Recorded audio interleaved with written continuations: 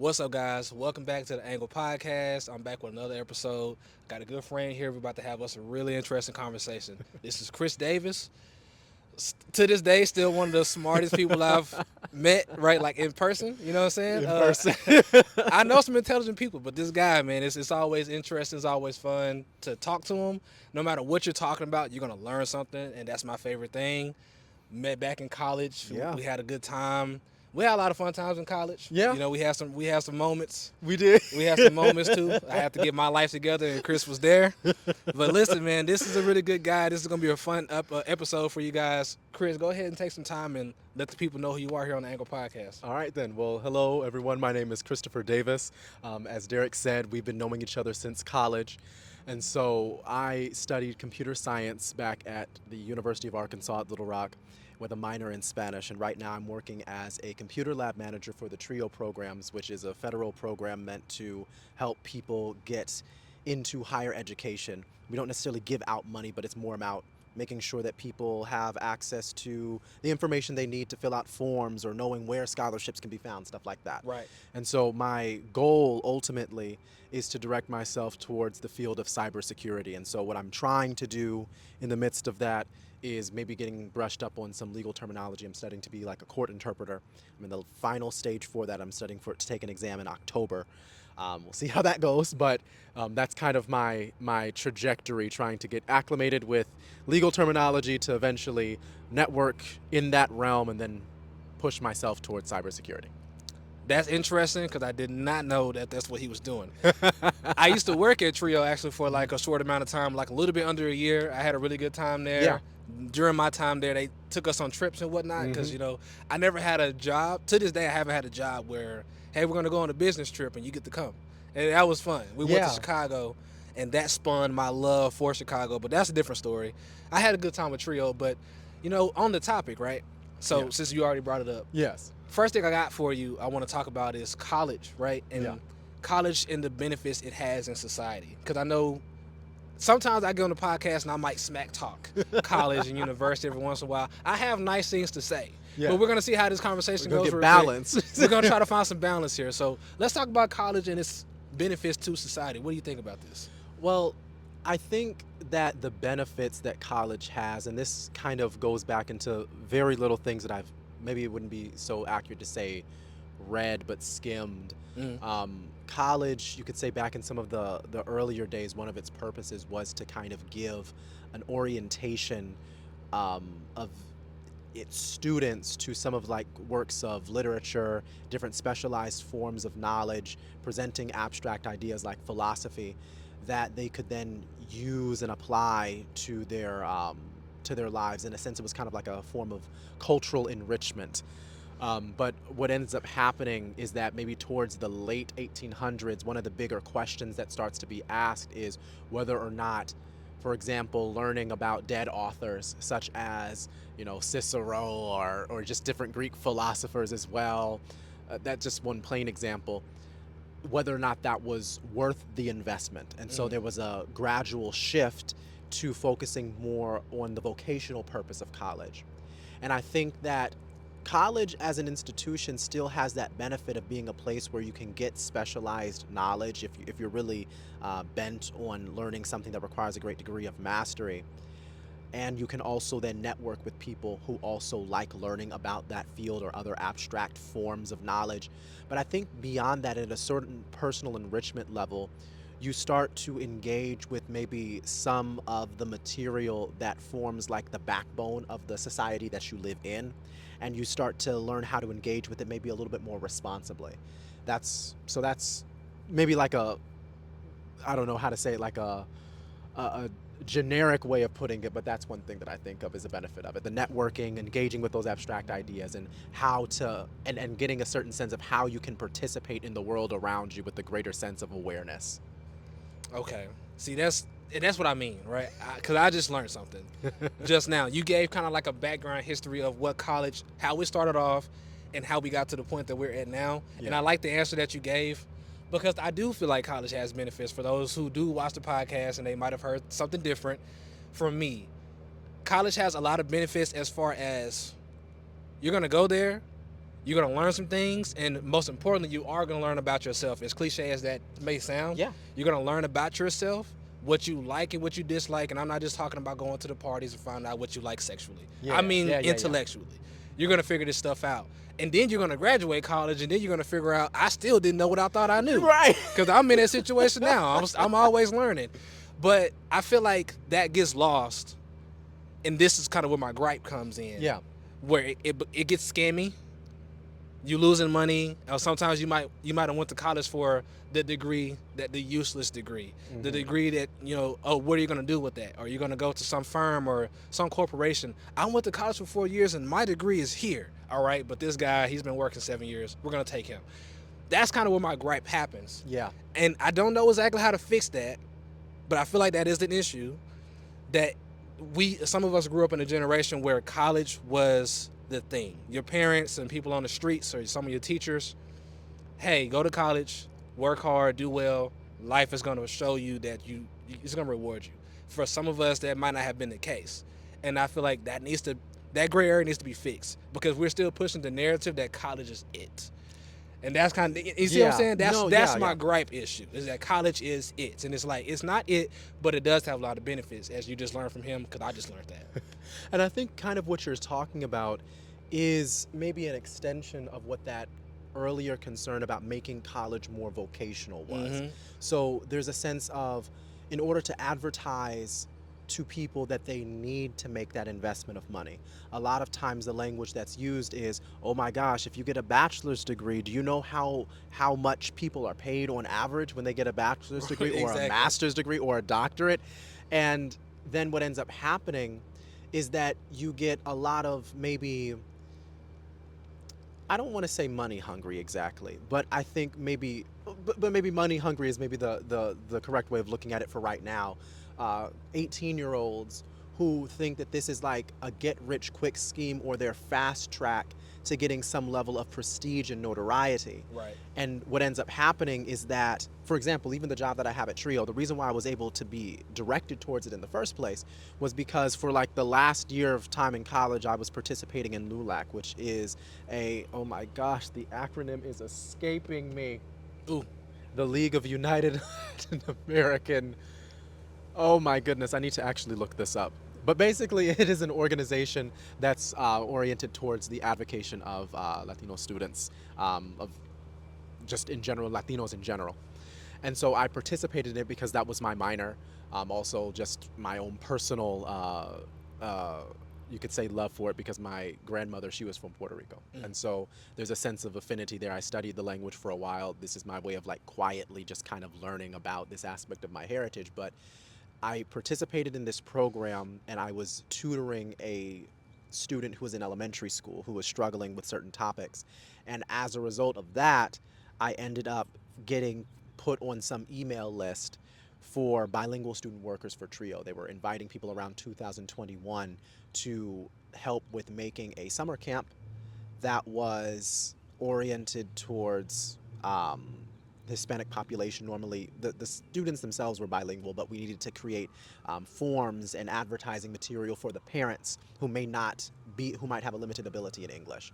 And so I was hired with 4 other people.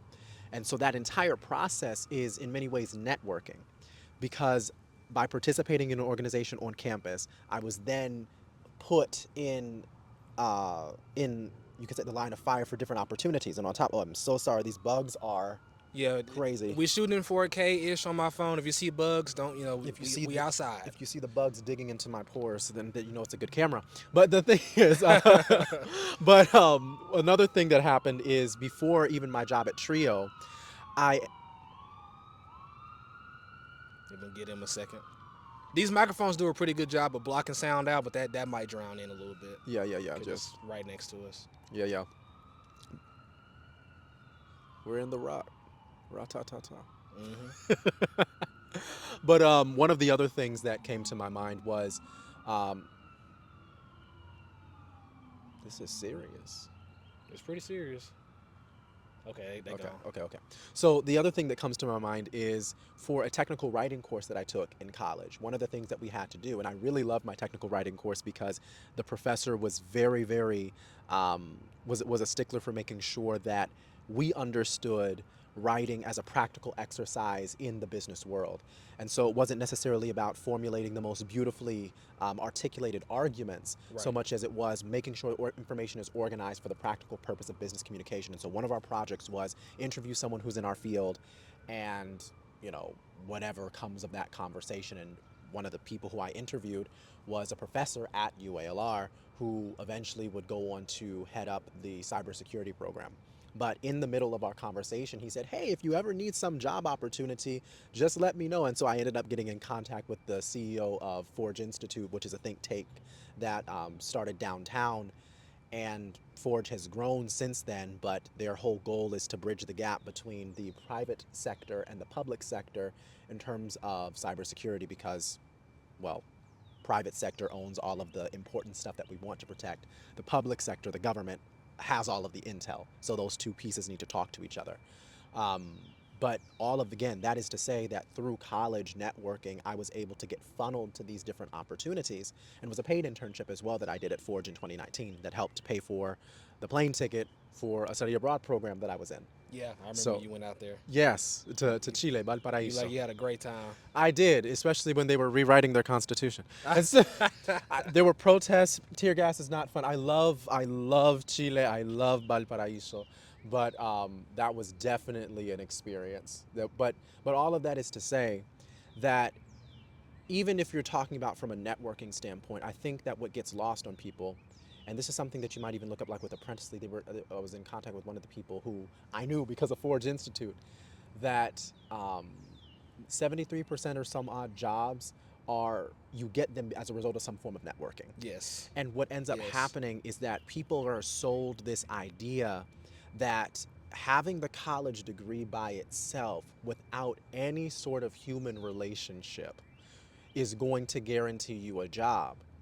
And I think as a college student, especially if you're not being properly oriented, like in what you should expect from the Right. institution, you're learning college as you are going through it. And by the time you get to the end Mm-hmm. and you have all of the information that you could have taken advantage of maybe in your first year, you're about to walk across the stage. Yep. And so there's a sense of, if anyone gets any benefit from it, what I like to think of is college, the degree isn't worthless.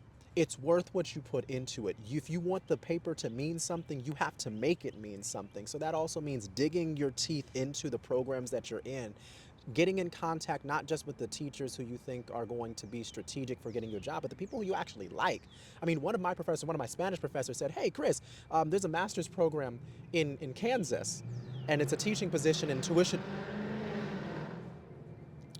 is paid, and they offer this position in the fall.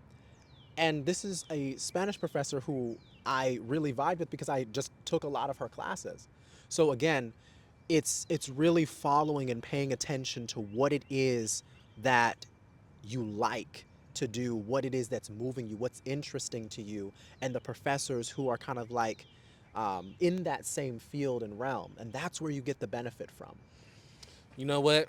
So that's what we need to be preaching out to the future college students. Yes. The younger generation of people who are in the middle, kind of trying to figure out, do I go to college or do I figure something else out? Because a lot of people like to have that mindset that there are millionaires who never went to college. Uh-huh. While that is true, and it's probably more true than not, that does not mean that college, is a complete waste of time. I think the way that he just framed it is that's the narrative we need to paint. Mm-hmm. I think the overall narrative, because there are people like you that has had these opportunities, and people have come to them and said, this is the way, or I have this way, and you can go this way. Most times it's not like that. Yeah.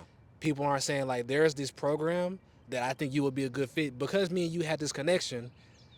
Tuition's paid, the plane ticket's paid. We can get you there. It's gonna expand your.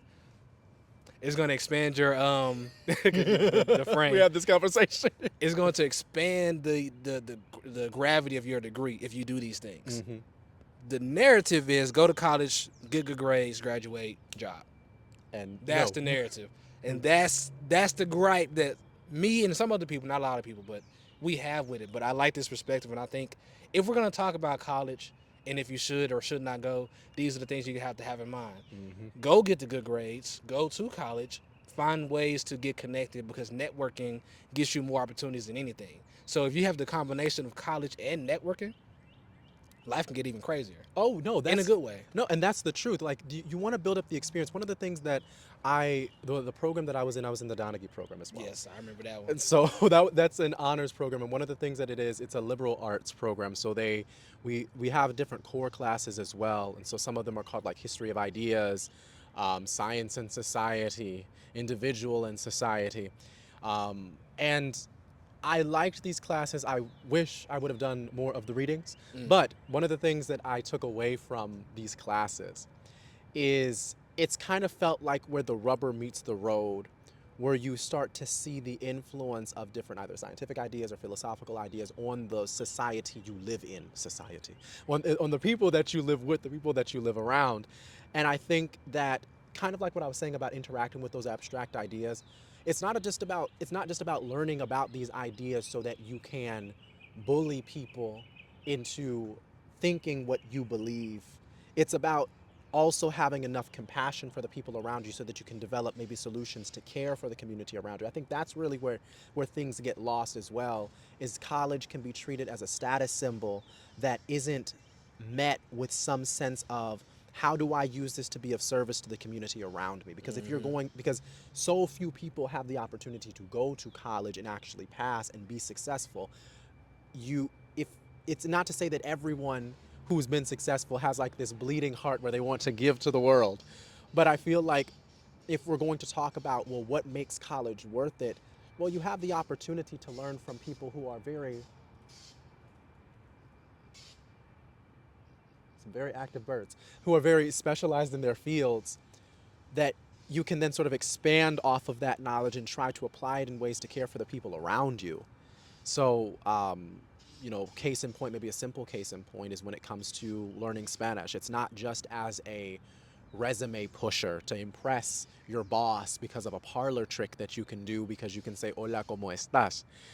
It's about developing relationships with members of the community. And the more you do that, the more you actually care to make services available to the Hispanic community, to come alongside people who are already working to advocate for a greater sense of equality, dignity, whatever the case might be, whatever the need is. Um, that's at least one example that I can find.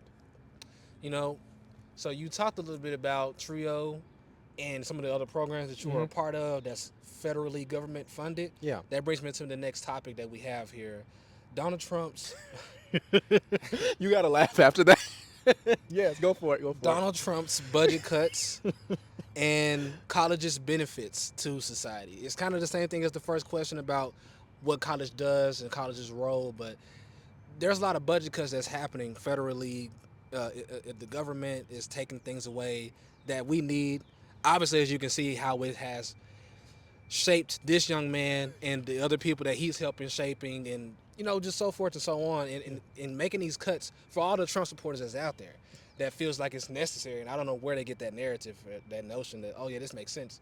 But how do we feel about this, right? What is he cutting exactly that's affecting what you do? Well, the thing is, there was a big gutting, I believe, of the Department of Education. But no, but specifically, he's cutting. There's this bill. We had to read part of it, and some of the language that's used is that Trio specifically is also being cut because it's seen as a holdover in a time when people who were maybe low income didn't need or needed a kind of a leg up to get access to college. And so the language that's used is because now that we're past that point, colleges would be better served to focus on academic excellence rather than woke ideology. I'm definitely not quoting that exactly, but I do remember woke ideology being a part of the language. And I think that ultimately what Trio, the sentiment of Trio, interestingly enough, and it's so interesting, it comes from this sense that people might indeed have the capacity to get through college, the rigor of college. Right, right. But what's inhibiting them is not necessarily a lack of competence, but maybe a lack of access to resources, being information or money, to really help them along so that they can take advantage of the opportunity itself. And this sentiment actually comes. I did some research kind of accidentally, because we were going to do like some newsletter in Trio, and we do it now. But my first prototype of it, now Sandra Carmona Job, she's kind of heading that up. I think I remember Sandra. Yes, incredibly industrious. But I had done like a prototype version. One of the articles that I was going to write was about the ACT and the SAT. And one of the weird things that I found was that the SAT, specifically the first of these college entrance exams, was kind of like an adaptation of an IQ test. And the thing about the IQ test, and it sounds so wrong and so racist, but it actually came from this period of time. It was inspired or influenced by this belief called eugenics. So eugenics is the idea that there are people who are naturally superior to others. Right. So what the president of Harvard had come to the conclusion of was that there were people who deserved to be in position of power just naturally, just based on their genes. They were just the natural aristocracy. I think this actually comes from like Thomas Jefferson. He was a proponent of this. But his whole idea was that there are people who might just be poor who have the intellectual capacity. And so we're going to create a test where we can identify pure intelligence and then give out money to the people who deserve to be in these spaces, because he was like, there are rich people who don't deserve to be in the halls of higher learning, and they're only there because of money. Now, you take this same idea. Now, granted, you could say that it comes from a racist sentiment, yes. But there still is a part of it that's true, the fundamental idea that someone's outward circumstances aren't necessarily a reflection of their capacity. And so you have to give people some way of demonstrating that aptitude in order to really and fairly see if they actually do have a shot at engaging with these more abstract ideas. And so eventually the SAT was not displaced, but displaced more like in the western side of the US, including Arkansas a little bit, which is where instead of measuring pure intelligence, its goal was to measure what people ought to have learned at the end of high school. And then over the years, the SAT and the ACT have become closer and closer. But then if we go all the way to Lyndon B. Johnson, which is where the Higher Education Act comes into play, one of the conclusions that he came to, again, was the same sentiment. Maybe it's not because of some moral failing of our students or because of the general populace, and maybe it's not some moral failing that like they're too lazy or too stupid in some ways to engage with higher learning. Maybe it's because they just don't have the resources of money, which can also equate to time, because if you don't have enough money, that means that you don't have enough luxury to engage in college, because if you're spending so much of your time trying to survive to get the money that you need to put food on the table, that also cuts into a lot of what you're able to invest in. But all of that's to say that it's not woke ideology in some sense. It's more of an understanding that if we say that we want a meritocracy, for example, then we need to have a fair means of measuring merit. And already the concept of a meritocracy is controversial unto itself, because how do you measure merit? What metrics are you going to use for that? But taking away people's access to a system that's not trying to necessarily give them some handout, but trying to equip them with the information that they need to take advantage of the resources that are there so that they can continue to propel themselves upward. There's something about cutting that out that feels short-sighted. It doesn't feel like it's compassionate or understanding at all. So let me put this in terms, right, to kind of give a short version. The Trump administration and the followers alike, they not thinking. Well, just to be fair to some Trump supporters, Trio receives bipartisan support regularly. Right. So, but no, continue. I more so mean like the stereotypical. Trump supporters, stereotypes. The redneck people that people assume all Trump supporters are. Because I know some that aren't. I know black guys that are Trump supporters. I'm not proud to say that, but I know some. But what I mean though is that it does get weird when you think about the gravity of education, what role it plays in society, as we've been talking about for the past 15 minutes, and everything that you're a part of, and how that benefits you and everybody that you're trying to benefit from your benefit. It gets weird when they take, because they know this stuff, right? Yeah. Just as well as, there you go again, just as well as you know it, they know it, and they might know it even more well than you do. Probably. And they still made the decision to say, hey, you know what? Let's cut it. Let's not give anybody these opportunities because we have we have an image in our head where we want certain people to get certain things. We want other people to not get these certain things. But we're gonna try to find a way to cut it to where it comes off a little bit seamless. Like, oh, they're just cutting this overall. It's not about a specific demographic, a specific group, a specific person. But it kind of comes down to that. Even when you look back at the history, like he just explained, it trickles back down to there's a target audience that we're looking to, right? Instead of just boosting it, give everybody the opportunity to become this. The world is big enough for everybody to become this, but we have people that's already here that does not feel that way, or they don't want people to be here. I want certain people here. I don't want everybody up here, and that's where it gets really weird.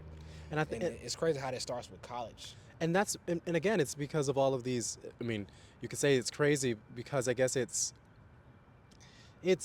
I don't know why that I guess tends to be the topic, but I guess it also has to do, pardon me, with this idea of college being for the people who deserve to be there. Mm-hmm. And over time, our country has gotten, you could say, better and better at defining who those people are. But there was a point in time when, there's a presumption that based on your economic status or racial identity, you don't belong there. And that's unfortunate. I mean, it's one of the and also, just as a side note before I continue, the good thing is that it hasn't been finally cut. Mm-hmm. Good. There is some legislation. I mean, there's still some like deliberation that still needs to take place over the next few months. But yes, call your representatives, please. But the point is, it's like you start to see that as more and more focus goes to things like trying to, I don't know, exclude certain demographics because you don't believe that they're not worth it, then I don't know. It's just a nonsense. It's nonsense in a sense. Yeah. It's nonsense. Yeah, it becomes nonsense when it gets to a point. It's Yeah. like, okay, all right, now you're just speaking nonsense to me. Yeah. All right, well, we're gonna be switching topics here a little bit. Outside of the podcast, we had a very brief conversation, and we're gonna just look to extend that a little bit here on the podcast. Jungian psychology. Jungian. I keep It's getting fine. wrong. It happens. It happens. When I went to college, this is college's fault. No. Yeah, there we go. There we go. That's the reason why you don't go. When I did psychology, I was saying Carl Jung the whole time. Nobody corrected me. It never happened. Okay, tell me again. Carl Jung. Jung. Okay, Jungian psychology. Yes. What is this? And let's talk about this topic. It sounded interesting, and that's going to frame the rest of this conversation. Yeah. So I want to put it out there to all of the people who have studied this. Actually, I have dipped my toes into this recently, so I am definitely not going to be able to give a definition that does it justice. But the parts of Jungian or analytical psychology that have become more relevant to me are this notion that the subconscious is governed by these sorts of complexes or patterns that are known as archetypes, and that one element of analytical psychology that I guess Carl Jung was a proponent of is that you can observe these archetypes through through like the symbolic language that's used in one's dreams, and you can also see that those archetypes play out in different stories that have been passed down to us. And I think that's the reason why I kind of like it, because there's this redeeming quality that it gives to fairy tales, and you start to notice the way that these stories do speak to us in ways that we're not even aware of. Like even when it comes to things like with manhood or anything, there's so much that's embedded in these stories about manhood and about the roles of manhood and of women as well, that you'd be surprised how much it influences us, because probably it feels so innocuous. But yeah, that's my general take. There's archetypes governing, like patterns governing the subconscious mind, and our responsibility in a sense is to bring all of those complexes into balance. Okay, and so we speak about manhood, and this is pretty prominent within the topic of Jungian psychology, right? How did you, and I'm speaking to Chris specifically, the guy to my right, how did you become what your version of what a man is? Oh, I'm still becoming that. I think part of it is the discipline that my mother introduced me to. There was a sense of pursuing excellence to the greatest degree that I possibly could. There was also a religious component to that as well, because one of the things that she constantly would preach to me is that who I am is not a byproduct solely of my own work. Mm. So the environment that was created for her, that in many ways, just to hear her story is miraculous unto itself, if there's any doubts about that, about the supernatural, the transcendent. But the point is that I think the person the man that I've become today is largely influenced by that sense of needing to pursue excellence, and then also having a sense of response, having an awareness of the impact of my behavior on the people around me, and trying to make sure that I take responsibility for that impact and govern myself to make sure that I'm safe, that I'm reliable, that in moments when I ought to sacrifice for the people around me, that I do that, not necessarily, naively or without thinking through all of the consequences, but just making sure that I'm open to deferring to my own wants and pleasures for the sake of those around me, even if that means some things that are unpleasurable, like taking responsibility. That's a Hmm. sense of like deferring my own comfort of avoiding consequences by being fair enough to say, look, okay, I actually did something wrong, and I need to take ownership of that. And so I think all of that has um, at least been some of the influences on the man I've become today. I'm still very much growing because I'm still Right. very young, Right. Right. Right. but still, yeah. And that makes me feel like I have not stepped into my manhood based off of what he just explained to me. Because that is not what I'm thinking about at all. For me, though, it's a little bit opposite of like what you said, what your mother had taught you Mhm. about that it's not self imposed, right? Did I hear that right? Or what do you mean self-imposed? Explain that. About how you step into manhood, you don't necessarily get there solely. Yeah, because there's so many people who have taught you things. Right. So I feel like in my circumstance, it has been a different pathway. Hmm. Not to say one is right or one is wrong. It's just the life that I've lived. I kind of have gotten there to a degree on my own. I have met some men in my life that I Hmm. can point to. I got this lesson from. Yeah. I feel like when it comes to mentorship and who you can say I look up to this person, I reach out to this person for this thing to help me get here, it has to be a level of consistency. In my opinion, Fair enough. I don't think I've let me get my words correct. I haven't got a lot of sleep. Excuse me. In my opinion, I haven't necessarily received a lot of consistency when it comes to that. So, my version of what manhood is to me today, I've gotten there pulling my own shoestrings to my bootstraps, as they say, that cliche term. And I hate to say it like that, but that's the best way I can frame it. But I do have people I can point to and say, like, I definitely looked up to this guy at this moment in time, and I've gotten this lesson. But just the overall man of who I am now, it's been a really rugged solo-ish journey. Yeah. It's been interesting. And I think maybe to that point, one thing that also has to be understood, and this is again a thing that my mother taught me as well. She said that in order for me to be successful, this is the speech that she would give to my teachers. She would say that everyone, oh my goodness, but no, Veronica Michelle Hamilton did not play. But what she meant was, within this specific point, she said that everyone, in order for me to be successful, has to do their part. There's the teachers that have to participate. She said she has to participate as my parent, but also I have a component as well. So I think that, to your point, the value in the path that you've taken is that you've had to confront the fact that there's a great degree of self-discipline that goes into the cultivation of manhood. Yeah. That you have people who will teach you things, but it still is your responsibility to even implement those lessons, refine those lessons. Maybe they've taught you things, or maybe like some sort of conversation, they were trying to impart some knowledge, and there's something valuable in that, and then you have to go further and say, okay, what maybe were some of the limitations of what it is that they were talking about. What else do I need to, how can I expand on what it is that they were attempting to teach me? And then beyond just the intellectual exercise of recognizing what's right and wrong, how do you gotta get down to the trenches and do it? And so That's a valuable part of developing yourself. It's that discipline, the actual acting on it. Yeah, I like using the term discipline because I feel like I'm relatively disciplined, and I've gotten more so as time has gone on, as I've gotten older, and as I'm getting older, I'm getting more disciplined in certain areas. But there are areas that can be touched up on, as always, because Yeah, yeah. everybody has that room to grow. Like Yes. this frame here. Yeah.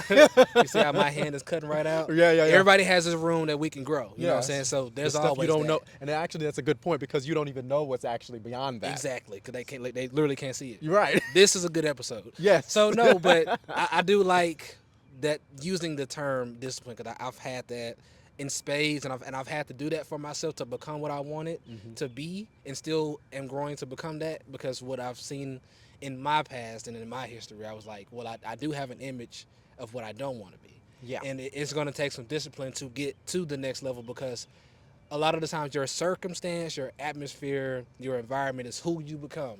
Yeah. And I as a psychology major, I believe that is more true than not. And I was like, it's going to take some extra oomph from me to not be that. And, here I am now trying to do better and be better than what I've seen and what I've known. So on that topic, so we're not doing red pill content. No. Let's get this right. Yeah. But this yeah. next question is going to be pretty big with the female populace. Okay.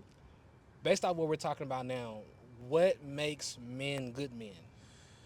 I'm gonna kick the can a little bit because the only reason why I say this is because you might say that I'm so young that I would be limited. I would be remiss to say that I have it all figured out, that I could even provide that definition. So I'm sorry, ladies. But there are some people who I think are attempting to provide good examples. There's this guy named Jason Wilson. Have you seen this? Yeah, I know Jason Wilson. Yes, and so Yeah. he's writing this book called The Man the Moment Demands. And one of the key points that he mentions that I think is like chef's kiss is that our concept of masculinity oftentimes is one-dimensional, where we get to the point where we're not accessing the full extent of all of the roles that we as men are going to be called to play. He starts off, there's this book, The Man the Moment Demands. I've not read it, but I have seen like at least one interview where he talks about it, one or two, and he says that he talks about like these different aspects of manhood, like the fighter, then there's, I believe, what are some other ones? Oh my goodness. Maybe the provider or something like that. But eventually he transitions to other roles that a man has to play, such as the lover or the son. And all of these go back to the idea that someone who's a good man isn't just trying to project some headless form of aggression or power for his own pleasure or self-aggrandizement to make himself feel bigger or better. He's going to be wise enough to recognize when he needs to be aggressive, and that doesn't always mean punching someone in the face. Sometimes it's just saying no to things. Any form of discipline is some form of targeted aggression, because you're trying to be detail-oriented and you're trying to, what is it, Robert Moore said, he's another person in like the realm of like jungian psychology, analytic psychology, who talks about, using affecting your environment, using force or directed force to affect your environment or something in some sense like that. So it's more of that all of that would fall within the realm of aggression, but it's also having an awareness of when you need to be compassionate, when you need to listen, when you have to recognize maybe the limitations of your own knowledge and be open to learning. All of these things sort of play a role in trying to of building the you could say a well-integrated man, as Jason Wilson says, and I like his a holistic man, which is someone who has access to adapt to the needs of the people around him, not necessarily losing touch with who he is to be abused, but again, putting himself in a position to be of service to those around him and using his competence and his force, his vigor, in a way that's effective for those around him. I think he's a really good example, even though you kind of pleaded the fifth a little bit. Yes, I did. No, so. not a little bit. I did. And understandably so, 'cause it's a touchy subject right now in 2025 because of how big red pill, pink pill, yellow pills, all this stuff has gotten. And I'm honestly tired of seeing it on my feed. But it's so hard to tell somebody what a good man or what a good woman is. Mm-hmm. But I think if you're going to give an example of somebody without saying Barack Obama, because that gets controversial with Oh some yeah. people in their belief systems, Jason Wilson is a good person Yeah. to mention. Like, if we're going to mention anybody, it might be this guy. And even he might still disagree, because even though he's an older gentleman, he always feels like he has room to grow, because I've seen plenty of interviews with him, and he always talks about how manhood means all these different things, and he has to learn that over time through different life experiences with his own mother and his Mm-hmm. wife and his family, and how he has to overcome certain obstacles and place himself in different realms of just what it means to be a human and be a man in that moment. Yeah. Very interesting guy to bring up right now. So I like that, and I'm going to plead the fifth after that. No, I mean, Because it gets difficult on what it means to be a good man, because everybody has their definition of good, right? Yeah. And that's where that gets controversial, the word good. And I think that's also, and I think it's if anybody's watching this when it comes to a podcast, and I think this is something as well, like when we're talking about the realm of Jungian psychology, I was skimming this page in one of Robert Moore's books, where he talks about the magician, which is one of the archetypes of the masculine psychology. And the magician, if I understand it correctly, is the pattern of human behavior, the complex of anyone who's trying to cultivate like specialized knowledge. And so that would be your electricians, people who might be like interpreters, or computer scientists like me, dancers in a sense, like anything that requires some specialized attention. And one of the big issues, especially with our day and age, and really any day and age, what am I talking about? Like I've lived through multiple ones, is that is that you can always run into people who will project more knowledge than they actually have. Mm-hmm. And that's the reason why it's important to recognize the limitations of your own knowledge before you go off on a handle. That's, I think, one of the problems with red pill, because even the concept of the red pill, it's drawing on this idea of the matrix. And what they're basically saying is that they're trying to act in the role of Morpheus, who's promising this specialized knowledge.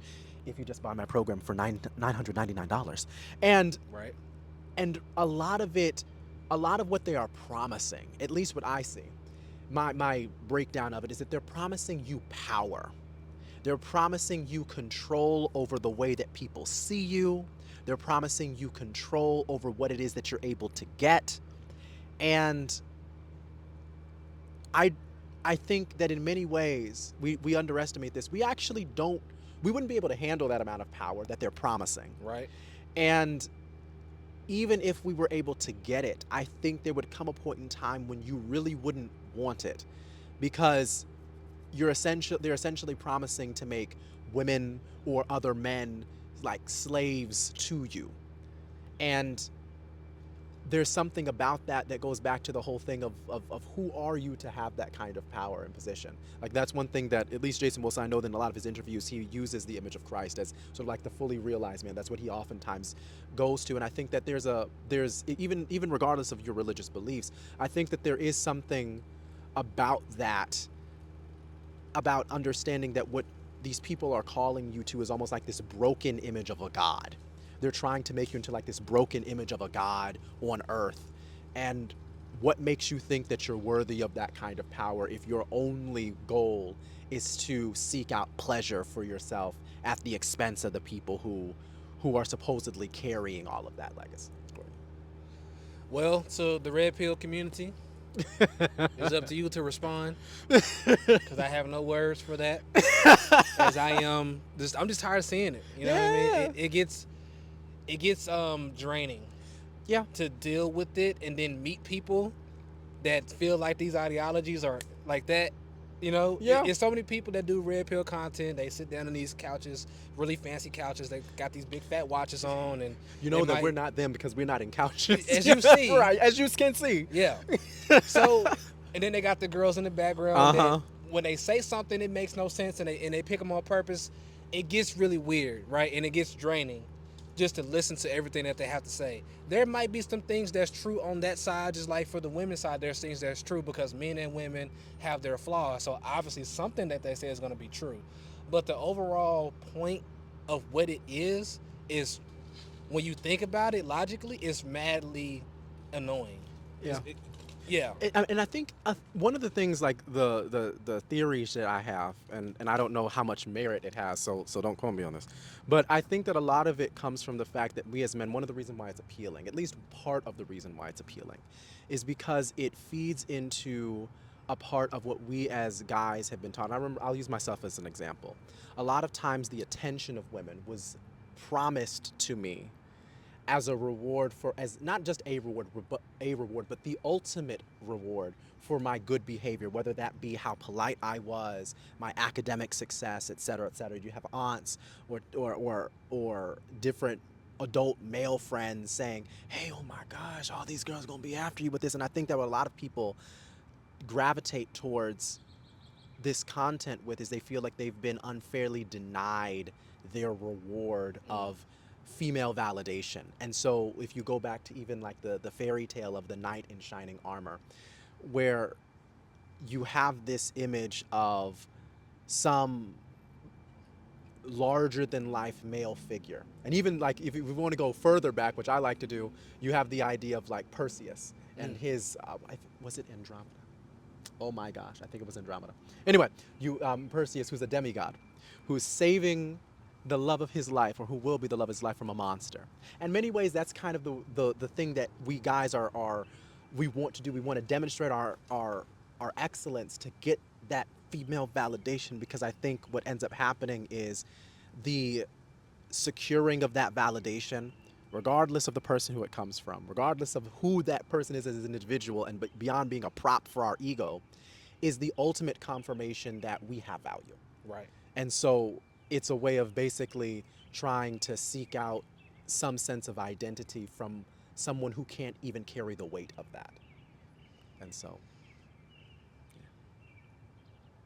Let's just shake at the camera for a second. just shake at the camera.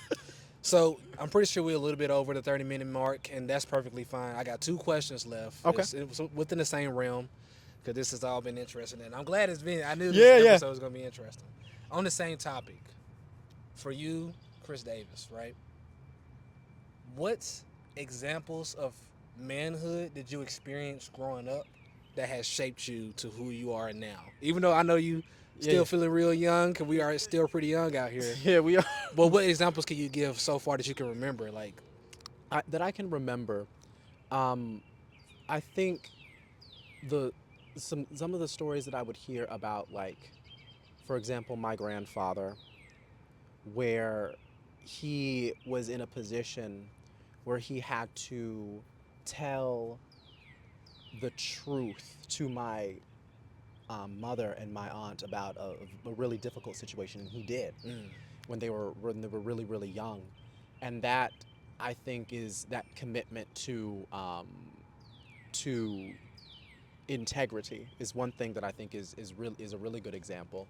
But I think even beyond that, interestingly enough, my mother will never, ever, ever say that she is the mother and the father at Yeah. any point. She's oftentimes said of herself that God has fathered you through me, which I think, she doesn't like to overstate like her knowledge or influence. But I I think respect that so much, and I'll talk about that after yeah, you finish. but no, but the thing is that what she likes to, but one of the things that I remember from her specifically, is I think access to that ability to be disciplined. My mother is extremely like coordinated and orderly, and seeing someone who was able to maintain that sense of order and discipline, even in moments when I thought it might be too much, was inspiring, because it's like she can stand her ground in a way that I want to.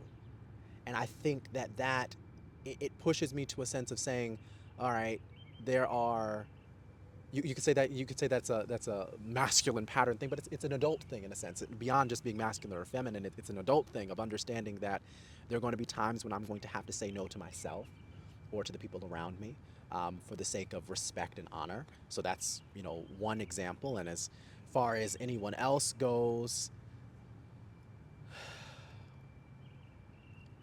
I think, give me a second to think about this for a second.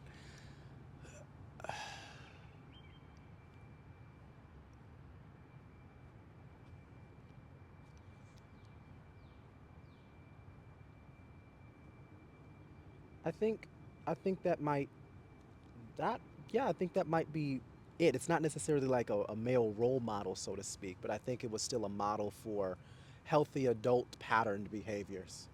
So I want to mention this real quick because we see how he took a brief moment to sit back and really think about the question that I asked about the examples of manhood that you experienced growing up that helped shape you, right? And so you gave the answer, but then it's like, you want to dig deeper for more.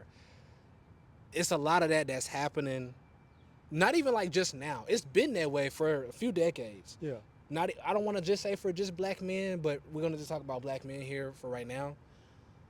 How finding manhood and what experiences that you got with that and shaping that into you to become your own man, how almost seldom that can be, or non-existent. And I think that needs to change. Yeah. And I know we talk about it a lot. It's a lot of male activists, a lot of black activists to talk about the black dad not in the house, but what can we really do to fix it? But I just want to put a pin on how significant that moment was just now, on how some of us aren't even able to grasp, pick apart, utilize, and say this is where I got that from. And it shouldn't be that way, but it is. And so to touch on that even further, for me, my examples of manhood and what I got my information from and where I got my influence from, and my girlfriend is behind the camera and I'll talk to her about this a little bit. It came from TV show dads. You know what? That's a good point. It That's came a good it point. came from That's a TV good show point. dads, and sad that as that might be, I think that's better than nothing, because there was a point in time on TV, right, in television, 90s, mostly 90s TV, Yeah. they gave you good black households. Uncle Phil. Uncle Phil. Uncle Phil. I really was a big fan of Dad from Family Matters, Carl. I was a big fan of Carl. I liked the dad on My Wife and Kids. Like, these were the Yeah. father figures that I looked up to and I wish that I had in my life. And I'm like, you know what? If I can't have that for myself, I can provide that because I see what it looks like. Yeah. So those would be my examples of what the good examples of manhood that I experienced as a child growing up. It came from the TV dads. Yeah. It may not be exactly real life tangible. I might not be able to touch it, right? Like an Right. actual father, that he's there, but it's there. And It's within my grasp. yeah. And I think there was also a sense of like, I wanted, you start to see also sometimes the bad examples. And sometimes, I guess also for the younger black men who might be watching this, you want to be very careful about taking upon yourself the burden of proving that you're not like the rest of them. Because there are definitely flaws that you have. One of the biggest things that I've learned, because I have like a difficult relationship with my father, just admittedly, but one of the things that I've had to get to a better point of appreciating is there's this phrase, and I forgot who said it, but the inverse in this case is true. Don't pursue wise men, pursue what they chase after, what they chased after. And what this also then means is that oftentimes the outer behavior that might have been abusive or wrong is not exactly what caused it. So that means, like, for example, with my father, some of the what I understand now is that I think that some aspects of the less wise decisions that he made, at least as it pertains to me, came from maybe a kind of short-sighted seeking out of pleasure. And I have done that.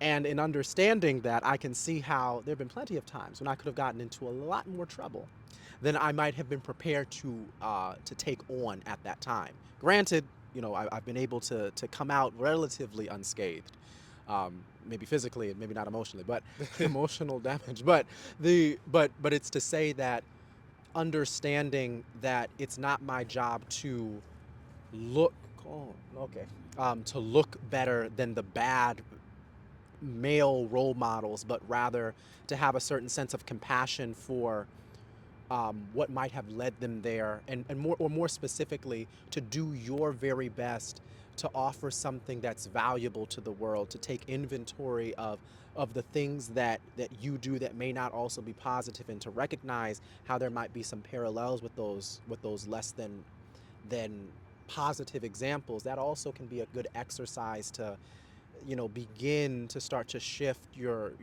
mentality. Again, community is important, and I think one of the big things is that a lot of black activism, I really don't know. There's statistics that say that black men are actually incredibly involved in their households in general, but I think that if we're going to talk about male role models in general, even beyond the racial component, Right. is that we have to not conduct it through parasocial relationships, which is like the characters, these relationships with people who don't know that you exist. Like we have to invest in the community that's immediate to us and be those examples, and check the boys who are coming up under us and who are watching us, and be aware of the way that our behavior, for especially for those who trust us, can gradually, mold them into something. And we want to make sure that who we mold them into is something that, it's that's worthy of the world that they're going into. Because it's also a sense of saying that we did something right. We're cultivating them, for the world's sake and also for our own, because we're here to help each other and to refine each other. And so we have to take that responsibility. So it's not our job to just prove that I'm not as bad as the others, but to really exercise some self-awareness about what could you lead you down those paths, and what are the things that you need to grow in, so that you can make sure that you're serving the people around you in a way that's beneficial, that's edifying. And so, speaking of that, getting into the final question, you mentioned the younger generation of men boys growing into men that's watching us. How do we get them to become good men, right? Or just men, like finding that manhood for them? Like, how do we teach them that? I think a lot of it goes into cleaning up your own house first, in the sense Yeah, that yeah. because and that goes back to what I was saying. Like, a lot of times you can get into such a rush to want to teach people to be better, Right. and you're not cultivating the behaviors to be better yourself, because it's easy to talk at someone. A practice what you preach type situation. Yes, and so there's a sense of like the way that we show up and cultivate ourselves, and when it comes to the wisdom that we develop, we have to apply that in community. We have to be those people. We have to see, again, going back to Jason Wilson's example, he What I was thinking. right, he provides kind of this framework, but I think there's ultimately this sense of humility that, because of his religious bent as well, there's a sense of that you need to look to, how do I say this? You need to personally look to imitating that image of manhood, and then be of service to the community around you by imitating it. And in doing so, you are going to be training up other men. Because it's a friend of mine. He's Catholic. He wants to be a priest, and this was a very interesting point that he said. He said that all men are called to fatherhood, not necessarily of their own children, but the sense of fathering people around them. And that was very interesting, because I remember that growing up, if you want to talk about other images, one thing that I always admired was the image of a teacher, because I never wanted to be a teacher, at least for elementary school, but I find myself tutoring a lot of people. Yeah, I believe it. So I'm thinking that fate, that God, or something's being said. But one of the things that I think I liked about it, that I'm understanding now, is that there's a paternalistic spirit to teachers that I like. The sense of, you have someone who has specialized knowledge, who's kindly and consistently imparting that to you. And I think that maybe there is that sort of inner affinity towards that role, even if it's not with my own children. I don't have children, but even if it's not to my own children, there's that sense of, this is an honorable thing to do, to be a source of safety and knowledge that's not just talked about but embodied. I think my answer to that question, just the question that's on the table, will just be to become the kind of man that you would want to see somebody else be, and allow that young man to see that role model and be like, these are the pieces I want to pick apart. But try to make sure that there's enough pieces, enough good pieces to go around. Yeah. You like make a really good whole pie, and they can slice any part of that pie. They can take it and be like, this is a good piece of the pie I'm going to take, and this is what I'm going to use to grow the fruits of my labor of what a man is. Yeah. And I'm thinking that's a good way to do it, because there are so many definitions. Because you can ask anybody. We can do a street interview, right? Yes. Go ask any guy, what is a man? Boom. Not biologically. I'm not. Right. I'm not doing that. What it means to be just a man, right, in society, and we're gonna get a bunch of different answers. Yeah. 80% of the time, at least, if not all the time. And so that's fine, because that means that you can be a man, a good man, in several different ways. But how do we teach them? Show them your way, in the best way possible and let them kind of take your coattail and ride along as long as they want to until they find their own avenue. Now they're skateboarding on the other side of the street, like, oh, I figured it out. This is me.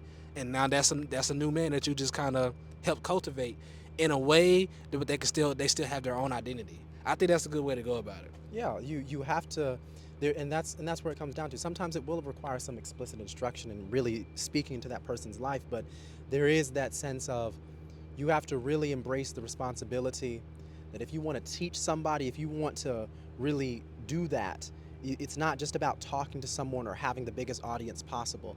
It's being that person for the people around you, so that when you eventually get to the point where someone is under your care, someone is under your stewardship, that you understand the gravity of that and the amount of influence that you have, not just on your community based on what you're offering immediately right now through yourself, but how you might be influencing that person who you're speaking to impact their community further as well.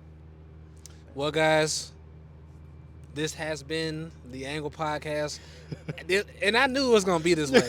This has been the most interesting conversation I had so far. And I got half of mine to caption this video as the most interesting conversation I've had so far, but I don't know how well that's going to do with the algorithm.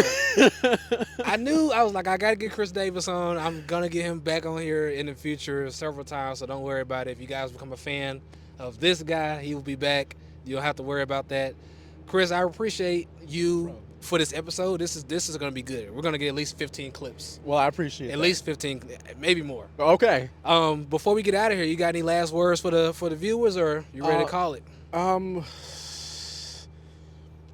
don't know if I have. Let me think for a second. You know what? I can help you real quick because I always ask this to my interviewers. My last and final question I give people. I didn't write this one in, but I'm gonna add it here.